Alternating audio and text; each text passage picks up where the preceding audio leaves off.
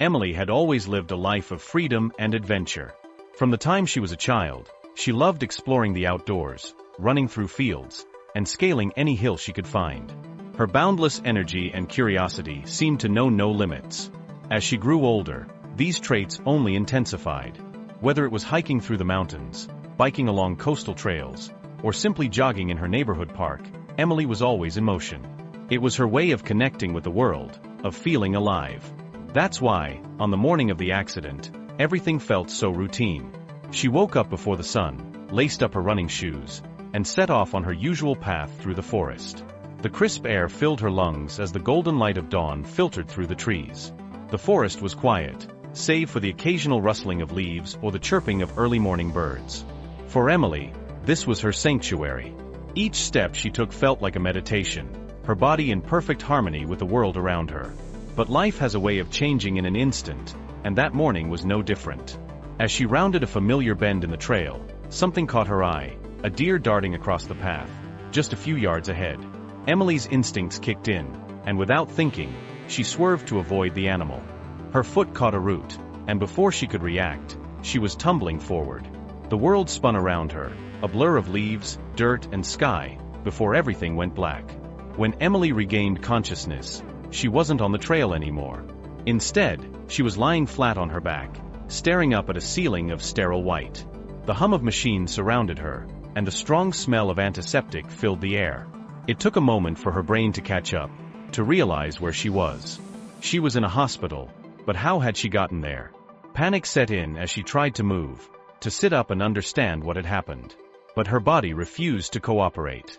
No matter how hard she willed her legs to move, they remained still.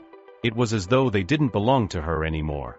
In the days that followed, the truth became clear. The accident had changed everything. Emily had suffered a severe spinal injury when she fell. The doctors explained it to her in detail, something about the vertebrae in her lower back and the damage to her spinal cord. It was all a blur of medical jargon that she could barely process. What mattered, the only thing she could focus on, was that she could no longer feel or move her legs. The news hit Emily like a freight train. The independent, adventurous life she had once known was gone in an instant. She was now confined to a hospital bed, unable to walk, run, or do any of the things that had once defined her. The weight of that reality crushed her, filling her with a deep, gnawing despair. How could she face this new life? How could she cope with the loss of her mobility, her freedom, her identity? Her friends and family rallied around her, offering words of comfort and support. They told her she was strong, that she would overcome this, that she would find a way to live a full life despite the injury. But their words felt hollow to Emily. How could they understand what she was going through? None of them knew what it was like to wake up one day and realize that the life you had known was over, that you were now a stranger in your own body. The hospital staff was kind, but their constant presence only deepened Emily's sense of helplessness. Every task that had once been so simple, getting out of bed, using the bathroom, even brushing her hair, now required assistance. Nurses came and went, helping her in and out of the wheelchair, adjusting her pillows, offering her medication to dull the physical pain. But nothing could dull the emotional agony that gnawed at her soul. One night, lying awake in the dark, Emily let herself cry for the first time since the accident. The tears came in heavy, uncontrollable sobs, and she didn't try to stop them. It was as though the floodgates had opened, and all of the grief, anger, and frustration she had been holding back poured out. She wept for the life she had lost, for the person she had been, for the future that now seemed so uncertain. Her body shook with the force of her emotions, and when the tears finally subsided, she was left feeling empty, drained. But in that emptiness, a small, fragile seed of determination began to take root. Emily realized that while her life had been irrevocably changed, it wasn't over. She still had choices to make, battles to fight. She could give in to the despair, let it consume her, or she could find a way to move forward, even if it wasn't the path she had originally envisioned for herself. It wouldn't be easy, nothing about this journey would be easy, but perhaps there was still a life worth living on the other side of the pain. The next morning, Emily asked the nurse to bring her a notebook and a pen. She couldn't move her legs, but her hands still worked. She could still write, still express herself. And so, with shaky hands, she began to jot down her thoughts, her fears, her hopes for the future. It was a small step, but it was a step nonetheless. As the words filled the pages, Emily felt a flicker of hope stir within her. Maybe, just maybe, she wasn't as powerless as she had thought. The days following the accident were some of the darkest Emily had ever faced. Each morning, she would lie in her hospital bed, blinking into the harsh fluorescent light, hoping that when she looked down, everything would be fine. She wanted to wake up from this nightmare, to feel her legs again. But every time, reality hit her like a sledgehammer. Her legs, once so full of energy and strength, now seemed distant, like foreign objects attached to her body. They didn't move, didn't respond, no matter how desperately she tried to will them to. Emily had always been fiercely independent. She had lived on her own, traveled the world, and taken on every challenge with confidence. But now, even the simple act of getting out of bed was impossible without help. Nurses had to assist her into the wheelchair each morning, a task that was both physically and emotionally exhausting. The wheelchair became her constant companion, a cold, metallic reminder of what she'd lost. Her friends visited often in the first week. They brought flowers, cards, and balloons, all with messages of hope and encouragement. "You're strong, Emily," they would say. "You'll get through this." But even as she smiled and thanked them, Emily felt a deep, growing emptiness inside her. She appreciated their support, but they couldn't understand the gravity of her situation. How could they?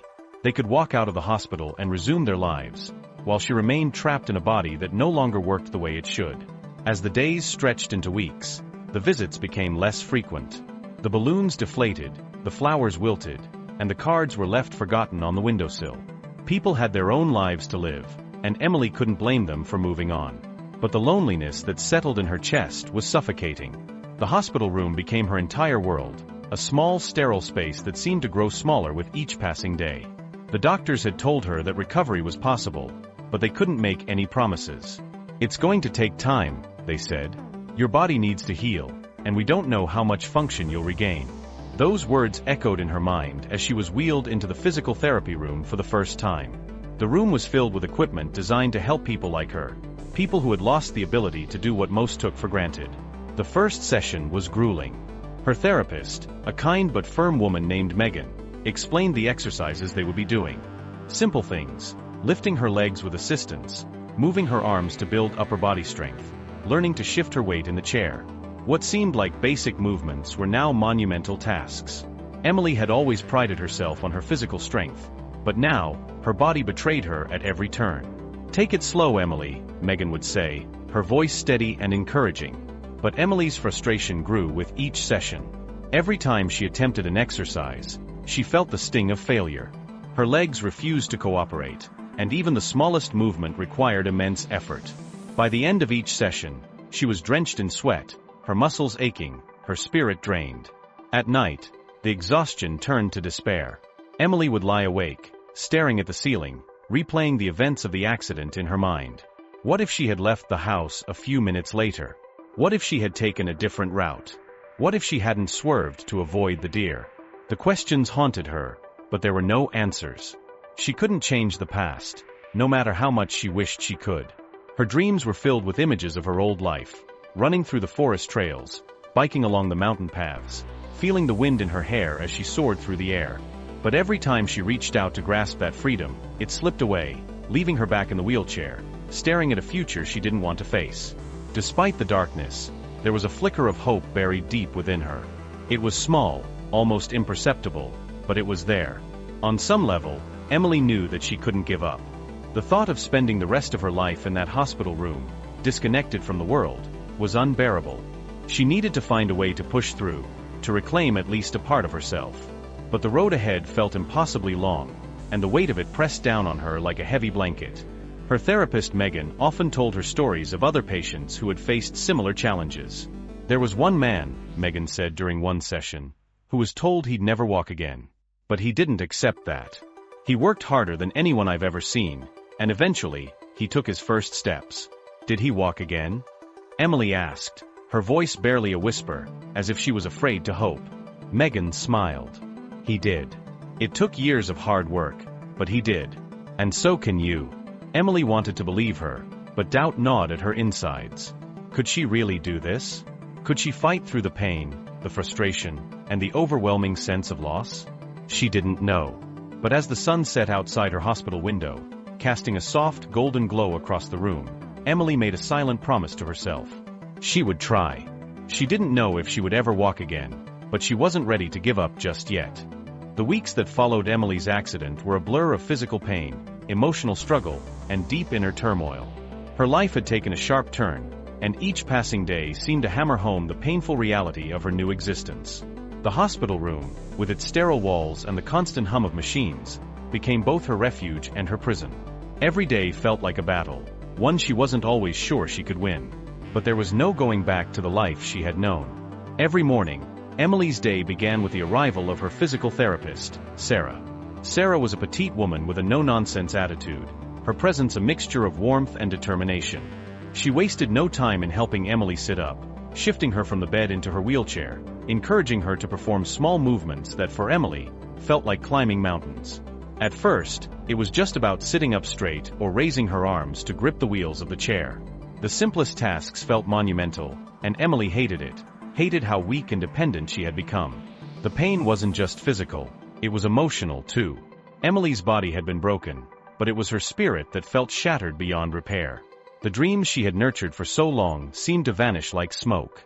Before the accident, Emily had been the star, brilliant, full of life, and fiercely independent. Now she felt like a shadow of herself, unable to reconcile the girl she had been with the woman she had become. It was as if her life had been split into two timelines, the before and the after, and she had no idea how to live in this new reality. In those early weeks, Emily's progress was slow. She began to dread the therapy sessions that pushed her to her limits. What's the point? She would ask herself. She didn't see a future in this new life. She couldn't picture anything beyond the four walls of her hospital room. Even when her family visited, their concerned faces did little to comfort her. Her father, a man of few words, would sit by her bed in silence, his eyes full of unspoken sorrow. Her mother, always trying to stay positive, would chatter endlessly about nothing, trying to fill the space with words to mask her fear. But none of it helped. Emily felt disconnected from them, from herself, from everything she had known. The turning point came one particularly grueling afternoon during physical therapy. Emily was trying to lift herself from the wheelchair to a set of parallel bars that had been set up for her to practice standing, even though her legs would no longer support her weight. Her arms trembled as she gripped the bars, her muscles burning with the effort. Sarah stood beside her, offering quiet encouragement. But then, Emily's strength gave out. She collapsed back into the chair with a cry of frustration, her hands shaking as tears welled up in her eyes. "I can't do this," she said, her voice breaking. "I'll never be the same. Why are we even doing this?" Sarah knelt down beside her, her eyes meeting Emily's. "You're right," she said softly. "You won't be the same. But that doesn't mean you can't still have a life worth living. It's going to be hard, and it's going to take time. But you can rebuild. You can learn to live again. It just won't look like what you expected." Those words lingered with Emily long after the session ended. In the quiet of her room that evening, she found herself replaying the conversation over and over in her mind. She hadn't thought of it that way before. All this time, she had been clinging to the idea of getting her old life back, of somehow undoing what had happened. But maybe that wasn't the answer. Maybe she needed to let go, not give up, but let go of the past. Maybe then, she could start to imagine a new future, one she hadn't planned but could still embrace. The days that followed weren't easy, but something in Emily had shifted. She began to engage more with the therapy, not because she believed everything would go back to the way it was, but because she started to see that maybe, just maybe, she could build something new. It wasn't about walking again or reclaiming the life she had lost. It was about finding a way to live in the life she had now. She began to focus on the small victories, lifting herself into the wheelchair without help, regaining strength in her arms, and learning new ways to be independent. And then, unexpectedly, Emily discovered a new passion: painting. It had started as a suggestion from one of the hospital's occupational therapists, a way to help her regain dexterity in her hands. At first, Emily had been reluctant, feeling that it was a waste of time. But as she sat with a brush in hand, slowly dragging colors across the canvas, something changed. The act of creating, of expressing herself in a way that required no physical ability from her legs, gave her a sense of control she hadn't felt in months. The canvases became her outlet, a way to process the grief, the frustration, the fear, and the hope that she carried with her every day. The paintings began to fill her room, bright swirls of color that contrasted sharply with the sterile white walls of the hospital. And with each brushstroke, Emily felt herself healing, not physically, but emotionally. She was still broken in many ways, but she was also starting to put herself back together, piece by piece. By the time summer turned to fall, Emily realized that she had made more progress than she ever thought possible. She wasn't the same girl she had been before the accident, but maybe that was okay. She had learned to let go of the life she thought she was supposed to have, and in doing so, she had found a new sense of strength. Emily's days in rehab were becoming routine, but a growing internal struggle had begun to emerge. Physical therapy, exercises, and consultations filled her hours, but beyond the physical challenges, a deeper, more emotional battle was brewing within her. The progress was undeniable. She was getting stronger, becoming more independent, but even as her body adjusted, her mind continued to resist a fundamental truth. She wasn't sure if she could fully accept the life that now lay before her. One afternoon, after a particularly grueling therapy session, Emily wheeled herself into the hospital's garden. It had become her sanctuary, a place where she could escape the sterile hospital environment, even if just for a short while. The flowers were in full bloom, and the gentle rustle of leaves in the breeze was calming. But today, the peace of the garden did little to settle her thoughts. As she sat in the warmth of the sun, staring blankly at the path in front of her, a feeling of overwhelming loss settled over her like a heavy blanket. She couldn't stop thinking about everything she had lost. The dreams, the plans, the life she had envisioned, it all seemed so far away now, almost as if it had belonged to someone else. What had once seemed like certainties were now shattered pieces she couldn't figure out how to put back together. What was worse, she wasn't sure if she even wanted to. The door to the garden opened, and Rachel, her best friend, entered, as she often did after work. Emily barely noticed her approach until she felt a familiar presence beside her.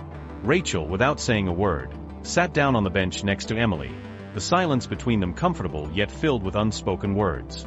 "I'm worried about you," Rachel said finally, her voice soft but tinged with concern. "You've come so far physically, but I feel like something's holding you back." Emily sighed, her eyes still fixed on the horizon. "I don't know if I can do this, Rachel. I don't know if I can live like this, forever." Rachel didn't respond right away. She let Emily's words hang in the air, knowing that this was something Emily had needed to say out loud for a long time. "It's okay to be scared," Rachel said after a moment. "I'd be lying if I said I knew exactly what you're going through. But I do know that it doesn't have to be forever. Things can change. You can still find a way to live a full life. But what if I don't want this life?" Emily's voice cracked. "What if I never wanted any of this? All the progress, the therapy, it feels like I'm just going through the motions. But deep down, I'm not sure if I even care." Rachel turned to face her, her expression serious. "You're allowed to feel that way. No one expects you to be okay with all of this overnight. But, you can't give up. You've always been a fighter, even before the accident. And this is just another fight. A different one, sure, but a fight nonetheless." Emily felt the sting of tears in her eyes, but she blinked them away, refusing to let them fall. "What if I don't win this one?" she whispered. Rachel shook her head, her hand reaching out to gently touch Emily's arm. "Winning doesn't mean going back to how things were before. It doesn't mean being the person you were. It means figuring out who you are now and finding strength in that. You're not broken, Emily. You're evolving. And that's not something to be ashamed of." The words hit Emily hard. She had been so focused on what she had lost that she hadn't stopped to think about what she could still gain. She had spent months trying to get back to the person she had been before the accident, not realizing that maybe that wasn't the goal. Maybe the real challenge was to figure out who she was now, with all of the new scars, physical and emotional. "I don't even know where to start," Emily admitted, her voice barely above a whisper. Rachel gave her a small smile. "One step at a time. Just like in therapy. You didn't regain your strength all at once. It took time, patience, and a lot of hard work. This is no different. But you've got people who care about you, who want to help you through it. You don't have to do this alone." Emily nodded, the tears finally spilling over her cheeks. She didn't know if she was ready to accept everything just yet, but Rachel's words had planted a seed. Maybe she didn't have to have all the answers right now. Maybe it was okay to take things one day at a time. For the first time in a long while, Emily allowed herself to hope, not for a return to her old life, but for the possibility of finding peace in the one she had now. And as she sat there in the warmth of the sun, with Rachel beside her, she felt a glimmer of something she hadn't felt in a long time: hope. That night, Emily returned to her room and, for the first time in months, pulled out her journal. She wrote about her fears, her frustrations, and her conversation with Rachel. But she also wrote about the small joys she had rediscovered, the beauty of the garden, the comfort of her friends, and the moments of peace she had begun to feel. It was a small step, but it was enough to make her believe that maybe, just maybe, she could start to find herself again. As the days went on, Emily's resolve wavered, fluctuating between moments of strength and overwhelming doubt. Despite the small steps she had taken to move forward, the shadows of her past loomed large. Her future, which once seemed so clear, was now an uncertain void. She couldn't shake the feeling that she was trapped in a life she hadn't chosen. And though she had her moments of hope, the weight of her reality seemed to press down on her, making it hard to breathe. One evening, after a particularly difficult therapy session, Emily found herself staring at her reflection in the hospital's bathroom mirror. The face that stared back at her was a stranger's face, tired, defeated, eyes that had lost their spark. The person she used to be, the vibrant, unstoppable woman full of dreams and plans, felt like a distant memory. Unable to bear the sight of her reflection any longer, she wheeled herself out of the bathroom and into the cold, dimly lit hallway. The hospital was quiet at this hour, most of the patients already asleep. Emily found solace in the silence, though it also allowed her mind to wander to the darkest corners of her thoughts. What was the point of all this? The endless exercises, the therapy, the small victories that felt insignificant in the grand scheme of things. She had survived the accident, but what kind of life was this? Was it really living, or was it just existing? Emily rolled down the hallway, her hands moving the wheels almost mechanically, as if her body was acting on its own. She didn't know where she was going, but anywhere was better than the sterile confines of her hospital room.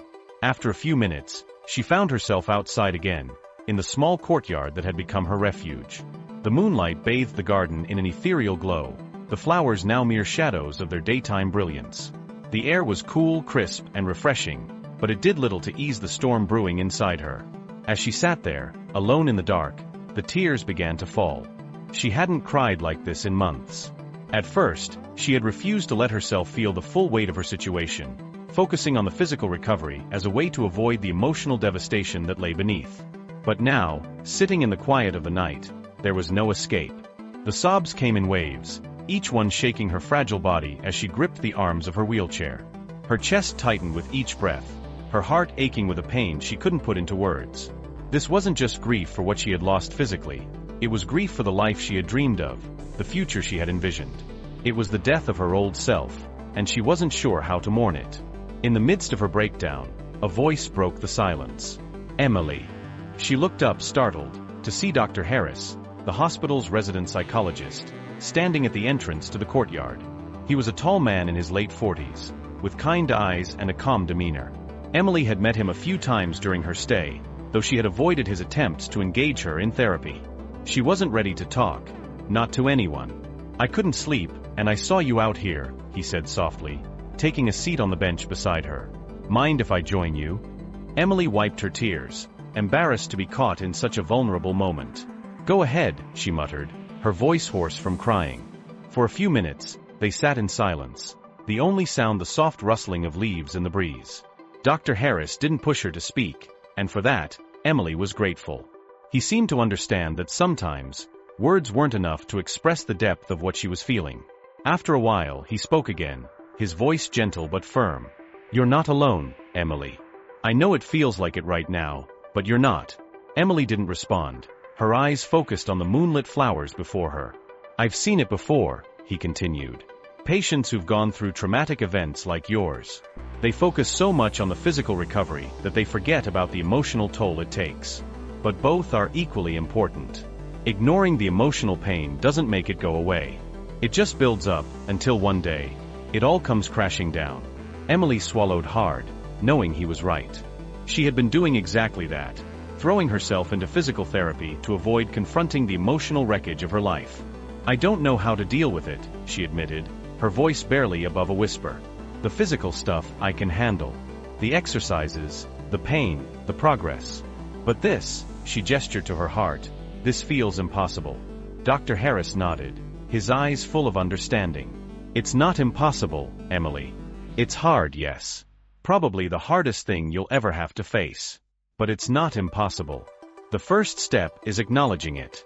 You've been through something traumatic. It's okay to feel lost. It's okay to grieve. But you don't have to go through it alone. Emily looked at him then, her eyes red and swollen from crying. I don't know if I'm strong enough. Dr. Harris smiled, a small, reassuring smile. You're stronger than you think. You've already survived the worst. Now it's about finding the strength to keep going. And I can help you with that, if you're willing to let me. Emily didn't say anything for a long time, her mind racing with everything she had just heard. Could she really open up? Could she really confront the darkness that had been lurking inside her all this time? She wasn't sure. But as she sat there with Dr. Harris beside her, offering his support, she realized that maybe, just maybe, she didn't have to do it alone. For the first time in months, Emily felt a small flicker of hope. It was faint, barely noticeable, but it was there. And for now, that was enough. The days that followed Emily's emotional breakdown in the hospital courtyard marked the beginning of a profound shift in her journey. For the first time, she allowed herself to truly confront the emotional scars that had been buried beneath her drive to physically recover. Dr. Harris became a frequent presence in her life, offering not only guidance but also a listening ear, and most importantly, a space where she could be vulnerable without fear of judgment. Yet, even with his support, the road ahead was far from easy. Every day began with the same routine: physical therapy in the morning, a seemingly endless array of exercises designed to strengthen her weakened body, followed by occupational therapy to help her regain some sense of independence. These sessions were grueling, pushing her body to its limits, but what Emily found most challenging were the afternoons she now spent in therapy with Dr. Harris. At first, she had dreaded these sessions. Talking about her feelings was something she had never been comfortable with, not even before the accident. But now, there was no escape. Dr. Harris had a way of drawing out the emotions she had tried so hard to bury, and it was exhausting. Each session felt like tearing off a bandage that hadn't yet healed, exposing the raw wound underneath. In one particularly difficult session, Dr. Harris asked her to talk about the accident in detail. It was something Emily had avoided doing for months, choosing instead to focus on the future rather than the past. But as she sat in his office, the sterile walls closing in around her, she knew there was no way around it. I was driving to meet my friends, she began, her voice shaky. It was supposed to be just another day. We had plans to spend the weekend at the beach, like we always did. But, she paused, her throat tightening as the memories flooded back. It was raining. Not heavily, but enough to make the road slick. I didn't think anything of it at the time. I was in a hurry, running late as usual. She swallowed hard, her fingers gripping the arms of her wheelchair. I took a turn too fast. I didn't see the other car until it was too late. Everything happened so quickly. One minute I was laughing at a stupid song on the radio, and the next, the world flipped upside down. Emily's voice cracked, and she felt the tears welling up in her eyes. I remember the sound of metal crunching, the glass shattering, and then nothing. Just darkness. I woke up in the hospital days later, and that's when they told me. They told me I'd never walk again. Dr. Harris nodded, his expression calm but empathetic. That must have been incredibly difficult to hear. Emily let out a bitter laugh. Difficult? It felt like my whole life ended in that moment. Everything I'd ever dreamed of, gone, just like that. I had plans. I was going to travel the world, start my own business, maybe even settle down one day. But now I can't even get out of bed without help. The tears came then, hot and heavy, and Emily didn't bother trying to stop them. Dr. Harris sat quietly, allowing her the space to cry, to release the pent-up emotions that had been festering inside her for so long. When the sobs finally subsided, Dr. Harris spoke again, his voice gentle. Emily, it's okay to grieve. You've been through something traumatic, and it's natural to feel like your life has been turned upside down. But you're still here. You survived. And as long as you're alive, there's hope. Hope. That word again. Emily had heard it from everyone since the accident, but it had always felt empty, like a hollow promise that things would magically get better if she just believed hard enough. But now, sitting in this room, with Dr. Harris's steady presence grounding her, the word didn't feel so empty anymore. The sessions with Dr. Harris continued, each one peeling back another layer of Emily's pain. They talked about the accident, about the future, about the fears that kept her awake at night. Slowly, she began to confront the emotions she had tried so hard to ignore: the anger, the sadness, the guilt. Guilt for surviving when so many others didn't. Guilt for not appreciating the life she had before the accident. Guilt for feeling like a burden to her family and friends now that she was in a wheelchair. But through it all, Dr. Harris was there, reminding her that these feelings were normal, that healing wasn't linear, and that it was okay to take things one day at a time. For the first time since the accident, Emily felt like she was making progress. Not just physically, but emotionally as well. One afternoon, after a particularly intense session, Emily found herself back in the hospital's small courtyard, the place that had become her sanctuary. The sky was a brilliant shade of blue, the sun casting a warm glow over the garden. For the first time in months, Emily didn't feel the overwhelming weight of her circumstances pressing down on her. Instead, she felt lighter. As she wheeled herself to her favorite spot by the flowers, she closed her eyes and let the warmth of the sun wash over her. In that moment, she realized something she hadn't before. Healing wasn't about going back to the person she used to be. It was about accepting who she was now and finding a way to move forward, even if the path wasn't the one she had originally planned. It was a small realization, but it was enough to give her hope, a real, tangible hope that maybe, just maybe, she could build a new life for herself. A life that, while different from what she had imagined, could still be meaningful. Emily's journey toward healing continued to unfold, though now it was no longer just about physical therapy or counseling sessions. It was about rediscovering herself.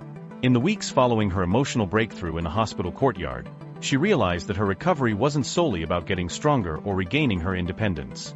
It was also about understanding who she was now, in the aftermath of everything. The accident had left her physically changed, but what she had not anticipated was how it had redefined her emotionally and mentally as well. Every morning began with the same relentless regimen of physical exercises, stretches, and balance drills. Her physical therapist, a patient but firm woman named Carla, had become both a coach and a friend. Carla pushed her hard, often reminding Emily that, while progress might feel slow, every inch forward was an inch closer to reclaiming her life. But it wasn't just about moving forward in the literal sense. For Emily, rebuilding her life meant finding new ways to embrace her limitations, without letting them define her. She no longer saw herself as just someone in a wheelchair, but as someone who had survived something unimaginable, and that survival alone was a testament to her strength. One afternoon, after a particularly tough therapy session, Emily wheeled herself into the hospital's art room, a space she had been avoiding for months. The art room had once been a favorite retreat for patients who were healing, a place to express their feelings and frustrations through paint, clay, or other creative outlets.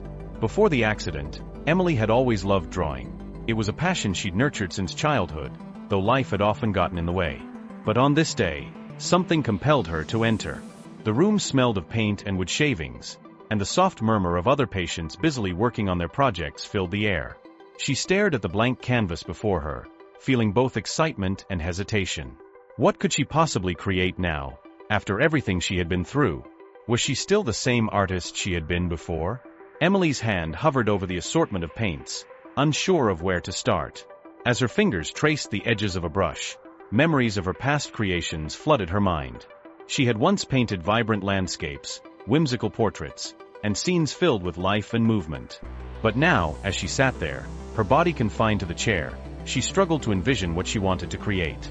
It was Dr. Harris's voice in her head that nudged her forward. Healing isn't about becoming the person you were before. It's about accepting who you are now. With a deep breath, she dipped the brush into a deep shade of blue, the color of the ocean she had always loved but hadn't seen since before the accident.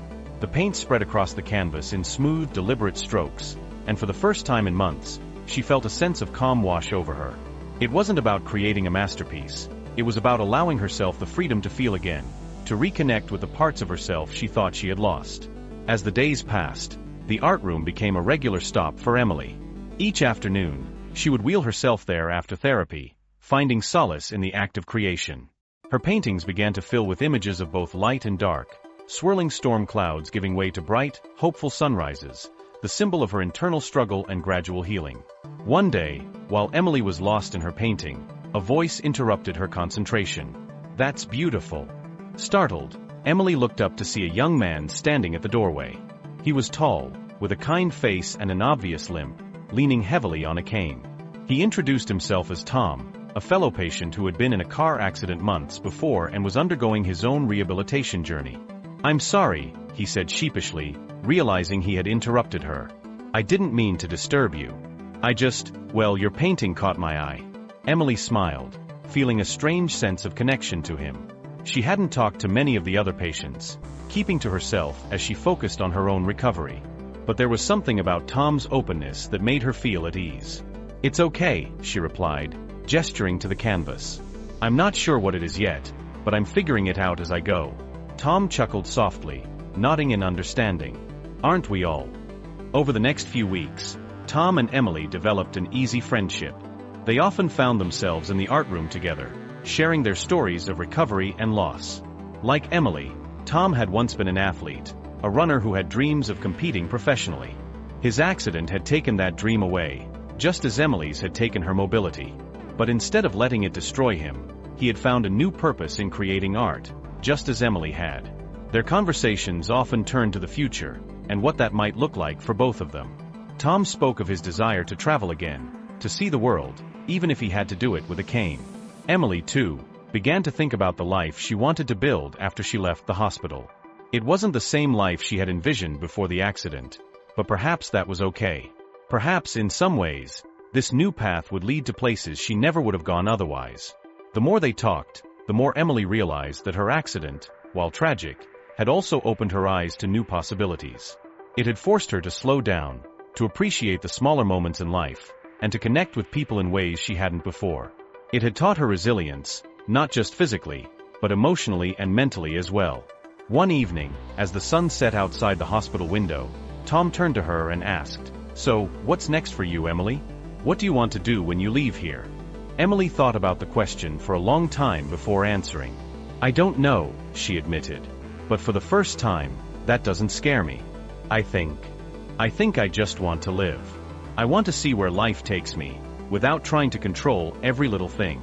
Tom smiled, nodding in agreement. "Yeah, I think that's a good plan." And for the first time since the accident, Emily truly believed it. As Emily's discharge date drew closer, she felt a mix of emotions swirling inside her. It had been months since the accident that had taken away the life she once knew, months since she had been forced to confront the harsh realities of her new existence. But in those months, Emily had discovered something unexpected: resilience. The kind that didn't just help her survive, but allowed her to grow and thrive in ways she never could have imagined. The day she left the hospital felt monumental. She rolled herself down the hall, passing by familiar faces, nurses, doctors, and therapists, who had all played a part in her recovery. Each of them offered kind words of encouragement as she moved toward the exit, but Emily's mind was elsewhere. She wasn't thinking about the past or the struggle. She was thinking about what came next. Her family had gathered outside to greet her, their smiles wide, but Emily's eyes were fixed on something else entirely. It was the horizon, where the sun was beginning to rise, casting a warm golden light over everything. It was the perfect symbol for this moment, a new dawn, a fresh start. Tom had come to see her off as well. He stood a few feet away, leaning on his cane but grinning broadly as she approached. There was no sadness in his eyes, no sense of loss, only pride and excitement for what lay ahead. He had become a crucial part of Emily's journey, helping her navigate the emotional and psychological hurdles of recovery. Together, they had faced their demons, and now they stood on the other side, stronger and more determined than ever. As they said their goodbyes, Emily felt a sense of peace she hadn't known in months. It wasn't just about leaving the hospital behind. It was about leaving behind the version of herself that had felt broken, hopeless, and lost. That part of her was still there, but it was no longer in control. Now she was in control of her choices, her future, and her happiness.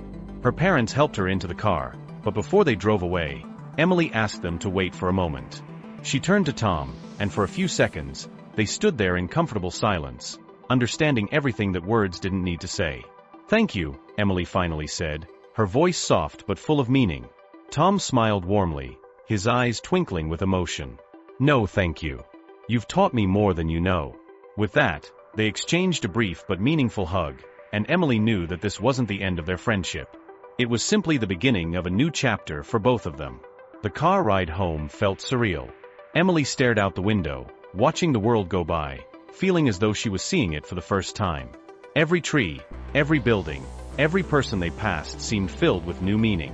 The world hadn't changed, but she had, and now it was time to face it with all the strength she had gathered along the way. When they pulled into the driveway of her family's home, Emily took a deep breath. Her mother opened the car door, and her father was there to help lift her into the wheelchair they had brought along. The house loomed before her, familiar yet strange, a place filled with memories of her old life. But instead of feeling overwhelmed, she felt ready. Ready to face the challenges ahead, ready to rebuild her life on her terms. Inside, the house was just as she remembered. Pictures of her childhood lined the walls. The smell of her mother's cooking wafted from the kitchen, and the family dog Max came running to greet her with excited barks. It was home, but now, it was also a blank canvas. A place where she could start fresh. Her room had been modified to accommodate her needs, with wider doorways and a more accessible bathroom.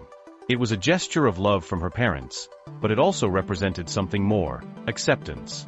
They weren't just helping her adjust to her new reality, they were embracing it alongside her, offering support without pity. As she rolled into her room, Emily saw something that made her heart swell. There on her desk was a brand new set of art supplies, paints, brushes, and sketch pads, waiting for her to use. Her parents must have bought them while she was still in the hospital, knowing how much art had become a part of her recovery. Tears welled up in her eyes, but this time, they were tears of gratitude, not sadness. She wasn't the same person who had left this house months ago, but she was someone she could be proud of. Someone who had faced adversity head-on and come out the other side stronger. That night, as she lay in bed, Emily couldn't help but think about everything she had been through. The pain, the fear, the anger, it had all shaped her, but it didn't define her. What defined her was her ability to keep going, to find hope even in the darkest moments. And now, as she looked out her bedroom window at the stars twinkling above, Emily realized something powerful. Life wasn't about returning to the way things were. It was about moving forward, about embracing the unknown with courage and an open heart. The future was uncertain, yes, but for the first time in a long time, Emily was excited about it. She didn't know where this new path would take her, but she knew one thing for sure: she was ready. With a deep breath and a smile on her face, Emily closed her eyes, letting the weight of the day fall away. Tomorrow would be a new day, a new adventure. And this time, she wasn't afraid.